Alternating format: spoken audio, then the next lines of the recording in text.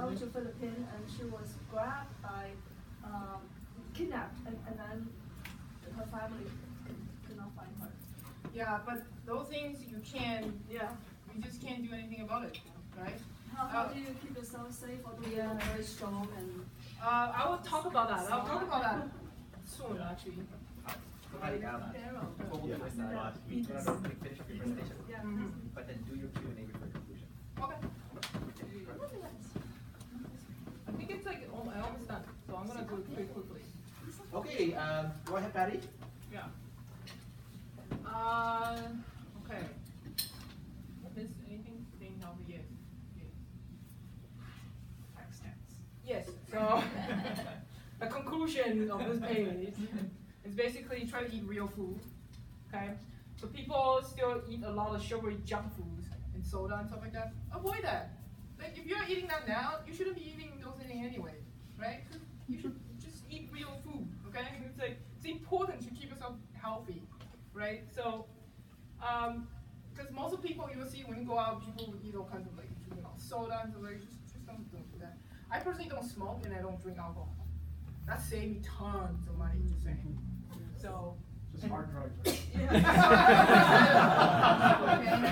And they're really cheap in Asia. What do you think she's doing in Amsterdam? Yeah, so like people would like do drugs and probably whatever. Just say, okay, you go ahead and do it, and like you're gonna die at 50. I'm not gonna die at 50. Just telling you. So, always, like I said, always pack snack with you. You'll find yourself in a situation that you have maybe like 12-hour bus and you can't stop until you reach your destination, and you're gonna be like starving. Just saying. Keep up a good personal hygiene. Brushing and flushing teeth every day, and it's important. I actually purposely will go to dentist. I did teeth cleaning in Costa Rica. Here is $125 to do your dental cleaning. In Costa Rica, it's $60. Okay, fine, it's cheaper. Okay, whatever, I'll do it. I also did a dental hygiene session in Taiwan as well, because I need to do those. You just can't. If you have bad mouth of bacteria, you're not gonna get healthy. And always. Like for me, I always avoid drinking water from the tap. Doesn't matter when. Doesn't matter if you're Europe. It doesn't matter if it's South America or whatever. Avoid it. Some people bring a stirring pan, which is like a little UV thing. Maybe that works, whatever, or aqua tap, whatever. But I will always drink water that's been boiled, because you want to minimize it getting sick. The water is a big source of it. And then safety. I'm going to talk about safety. Basically, if I'm a single woman traveler, I have to use my judgment. Okay, so I usually visit the places during the day, so I usually wake up pretty early, and I finish at the day by around 6 o'clock or so, and then I go back to my hostel where I stay. I start doing research, and I start uploading my photos. I will try to back up my photo as much as I can, because I don't know if maybe the next day my videos are gone or my photos are gone because things are stolen, right? Sometimes I do. I also take a day off. I take day off on Sunday and Saturday, and relax to do nothing. This is kind of important because if you want to do travel for a long time, you need to rest. You can't just go like, I'm gonna go to this place and gonna see like 200 places in like 1 month. No, you're gonna go burn out. You're gonna go like, okay, I'm sick of traveling. I'm gonna go home. No, treat this as like a full-time job. Just like Monday to Friday, 9 to 5. Right? Isn't that the best job ever? Without you're not getting paid for it, but anyway, you're getting paid with experience that you're gonna pay for. You're getting paid with stories you're gonna bring home to tell people. But sometimes I do go out of my comfort zone and I head out too early to see sunrise. But in a Muslim country, I would never stay out late, never. Like for example, Turkey, I made my mistake of like going out very late after 6 o'clock, 7 o'clock, and it was like everything outside, it's all men, there's no woman. I was like, this is not right. It's not right. So usually there's a lot of cases, people like, you heard people getting kidnapped or anything wrong with them, and usually I find 99% is because people lack of judgment, their own logical thinking like, this is safe to go out this time, this is safe to go out there by myself. But things happen, so just have to be aware of that, right? So oftentimes I go to hostel and I try to partner with people to go visit places, and I actually made a lot of friends, and then I just kind of like, we're still friends around on Facebook and still connect and everything. When I'm moving to a new destination with a bus, I make sure my large bag is locked up and always carry my smaller gear bag with me to the bus. So I actually just kind of like hold on to all my important stuff with me. And then my bigger bags have all my clothes, whatever, they can take that, whatever. The important one I carry, I don't leave it out of my sight. I'm pretty mindful, like when people trying to approach me, but try to keep it open-minded. It's not everything's bad. Usually just kind of use a sixth sense. It's like if this is right, then it's okay. And the last one is kind of important. I don't DIY in a third world country. Here, people in North America or in Europe, people are taught to do everything yourself. We don't. If you grew up in an Asian country, we grew up in a way like, oh, that thing is broken, we hire somebody. Or like you're gonna go where you join the tool. You don't go to in the middle of the jungle out on your own just because you wanna, especially I'm a single woman who's gonna do this DIY. It's super dangerous. Like you don't do this in Colombia. Just going to a mountain just because you want to. I actually go hiking in Colombia, and then we have like police actually follow us to make sure we don't get robbed, which is kind of to use of common sense. Something just common sense. So for the clothing and footwear, so I try to warmer places where you carry that stuff. I send home. I actually use the mail to send home the stuff that I don't need. Depending on the country, sometimes I tend to buy local clothing and just don't wear my own. My stuff is expensive. My dry food stuff is like, I don't know, my shirt is $70. Okay, if I go to like India or something, a shirt is $2. So, and then the air was so dirty. I don't want to wash. I don't want to keep washing my own clothes. So I buy their clothes until it dissolves. and then I get a new one because it's $2. Okay, but it probably lasts me a week and then it dissolved. So yeah, really, it's true. Like don't buy stuff like you go to India, their stuff are just bad. I also try to find out the culture and custom before I try to head out to explore. I would never wear any skimpy clothes in a conservative country like in Muslim or like in Muslim country, because it's just you're calling for like attraction. You're calling for people like it's just unwanted attention, right? I do carry a lot of different shoes. Just because I don't want to go partying in my hiking boots. And then sometimes you do, like I do have a like little casual shoe I carry, and I have sandals, and I have hiking boots, and my running shoes, and so like that. So I do carry quite a bit of shoes. Guys are easy. Guys just flip-flops and running shoes. You can get away. So this is my outfit. This is my outfit in Europe. So it's just like a casual, just one dress. This is my outfit in South America, which is like I went hiking in Machu Picchu, my hiking boots and stuff like that. And this is what I wear in India. This clothes was $2. This one is $2. Yeah. Which fell apart after I finished the trip. Bring it home with you? What? Did you bring it home with you? No, I couldn't. Oh. What? I'm wondering, I think you were safe, but have you ever encountered any dangerous situation? Yeah, I did. I have like people like, well, it's not too extreme to the fact it's like, I don't know, I'm a very outspoken person, so like, I think I got the person. What happened is I went to Manila, I think it's Manila, and then I took a bus from the north back to Manila. I got off the bus, I got a taxi, and then the taxi, I was with another younger guy in my group. Just both of us went to the taxi. We got on the taxi meter was like 1, 2, 3, 4, 5, 6, 7, 8, 9, 10, that kind of meters counting like this. And I was like, that doesn't sound right, because that doesn't sound like, looks like the meter is gonna go 1, 2, 3, 4, 5, 6, 8. Then so I said, your meter is fake, I'm gonna get out this car now. The taxi driver wouldn't let us go.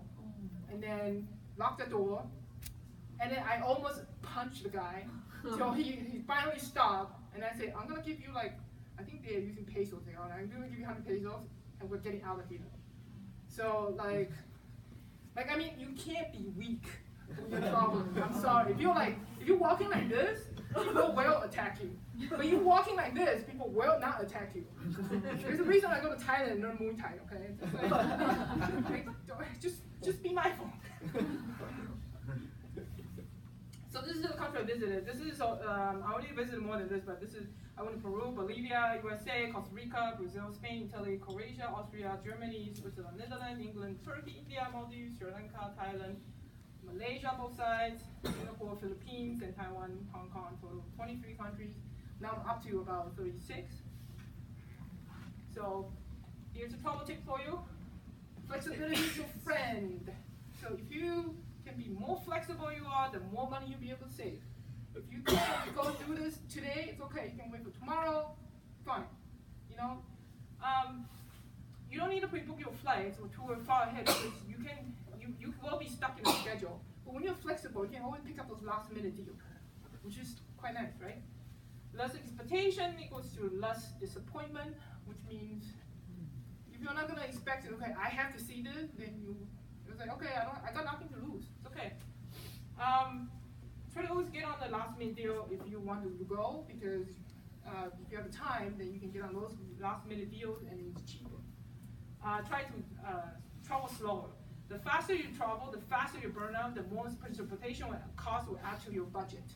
Maybe with the travel hacking, is like, you know, you spend less on the travel transportation cost, but eventually those points are gonna be gone. Just saying.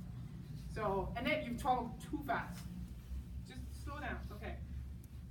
Fully explore the places where you're gonna go to. It is worth it to spend that extra dollars, even if you don't think you have it. If you don't think you can fully explore the area, then just don't go. Leave it for next time. Like, so for example, if you're gonna go to Galapagos, it costs like, you know, $3,000 to go to Galapagos just for the trip or whatever. And you feel like you don't, like you know, you really want to go there and you want to save maybe like $500 not doing this, and just like, man, just don't go. Go somewhere else, and next time come back there and fully explore the place, maxed out, right? So you don't, because some places are just too expensive to get there, too long to get there. When you get there, you don't fully explore. It's a waste of time and money, really. I try to treat the trip like a full-time job. So I actually wake up early every day, sightseeing until dusk, and take a break Saturday and Sunday. And try to stay healthy, mindful what you eat, stay hydrated, avoid all refined sugar. You guys shouldn't eat any sugar. Like really. Constantly keep moving, exercise. Remember to take care of teeth. Yeah, so be mindful, because be open-minded, because anything could happen anytime. And you know, something you could be unexpected could add to your story. You can tell to people, right? Try to bargain. Always try to bargain. Even here in Canada, you can still bargain. You'll be surprised that you can bargain for anything.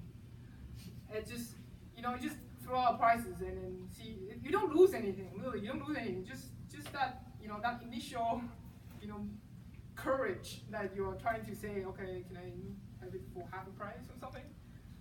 You never know. You're probably gonna get what you wanted.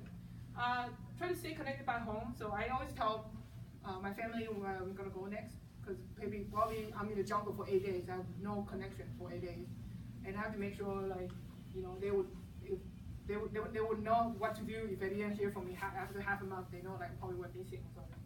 And I always try to carry a set of earplugs, eye mask, and headset. People snoring in a shared dorm room, it's not their fault. So don't try to go like, oh, this guy snores so much. You know, if you try to be complaining about people snoring, making noises, you shouldn't be even there anyway. So, if you're planning to make your trip as a business, you should try to set it up as a corporation or set it up as a business, so you can write off your tickets and expenses. So you can just go like, okay, I can. This is my full-time job right now, and then I'm just gonna write off this and maybe try to make money with blog or whatever. But you can always set it up as a business. Try to get out of your own comfort zone from time to time and only take measure of risk. When I say measure of risk, it's like, you know what are your probability of dying or not dying. Just that's pretty much it, right? Avoid temptation of buying souvenir and take photos instead, because souvenirs are probably made in China. You probably don't need that. Probably don't need that. Low up USD when it's cheap compared to Canadian, you're gonna need it. So when like your Canadian dollars were almost in par, I think it was like US dollars in par with Canadian dollars, I just load up. You're gonna need it anyway, right? And then guess what now? I made like 30%. So this is the conclusion when you come home. It's funny when coming home, things change. Everything looks the same, feels the same, even smell the same. You realize what's changed. It's you. So I actually, a lot of things that I don't know about myself before my trip, and now I know about myself. So like I started my trip in 2011. I came home in 2013. And the reason I had to come home is because my trip fund is almost running out, and my passport is one of the spaces. So if you're gonna do this, don't get the 10-year passport. Get the 5-year, because it's probably gonna run out of spaces. We only have 36 spaces, so just saying. And my lease of my condo, so I then need the people at the end of May, so I feel kind of burned out and I just want to come home. So, and after I come home, I don't have the passion to go back to a full-time job, and I just decided to change career, just kind of like start over again. It's something I want to build for long term, that in the future I can do, like travel and work, and as long as I don't have to be stuck in one place, right? So at the same time, right now I'm picking up like freelance work and some more job here and there. So I'm just getting used to like having like random income one time, like instead of just one source of income. So eventually I want to be able to master trading and investment strategy for these sustainable income until my seniors, and also be able to allow me to travel anywhere and whenever I want. So what I have learned after this long trip, quitting your full-time job is not, and not having stable income is not that scary. Most people think it's so scary because you're going out of the security comfort zone. It's not that scary. It's not the end of the world. Okay, like some people just don't have a job, they survive. Why? Because they, maybe they have like 3 other different jobs. It's okay. It's okay not to have just one job. You can have 3 jobs, 5 jobs, whatever. You're never alone. You're traveling alone, giving you that opportunity to be alone, to make friends. I made like so many new friends around the world with the same mindset. So I was pretty happy that just like I don't need to be, I don't need to be trouble with somebody. When you're alone, it's just like, maybe it's that's the time you can actually be alone yourself in your life. Maybe in the future I'll be married, have kids, and we're gonna be alone. That would suck so bad, right? I have learned to be flexible and adaptable, and I become good at solving problems and take on challenges. I have learned to let go of disappointment. Something doesn't quite make into your expectation. It's okay, it's okay. This kind of disappointment, you should let it go. It's fine. Money does not make you happy, but money gives you a leverage to chase the dreams and to help others. So it's like a lot of people against the capitalism or whatever, but you know what? This world is capitalism. You gotta know the rules. You gotta play around the rules. Okay? You can't just go like, I'm gonna just go like. It's not sustainable when you have like, when you can think of like you can just go like not having any single money in your 30s or 20s, but when you have to think of when you're 80s and 90s, when you can't move anymore, health is no longer your asset. You have to think about that for a longer term wise, yeah? So a little bit more, so I'm turning a little more open-minded towards culture and people, and it's okay to say no, and it's okay for others to say no as well. And I found a little thing about myself that I never knew, and then I'm more grateful than what I have. There's always something that people want in life that you can't have. The grass is always greener on the other side. But I'm pretty happy with my piece of grass right now in Vancouver. So. Yeah, so this is my my email, my Facebook, my Instagram, my LinkedIn. I don't know why I even put on my LinkedIn, but this is my website. So if anybody wanna make friends, whatever, feel free to add it in. Okay, so that's pretty much the presentation. Is this all on your website? Yes. Same information? Yeah. So I just set up my website maybe a week ago. Funny thing is, I'm a web designer. I should have done this a long time ago. Okay. So I can put my photos in the background. At the same time, people can ask me questions.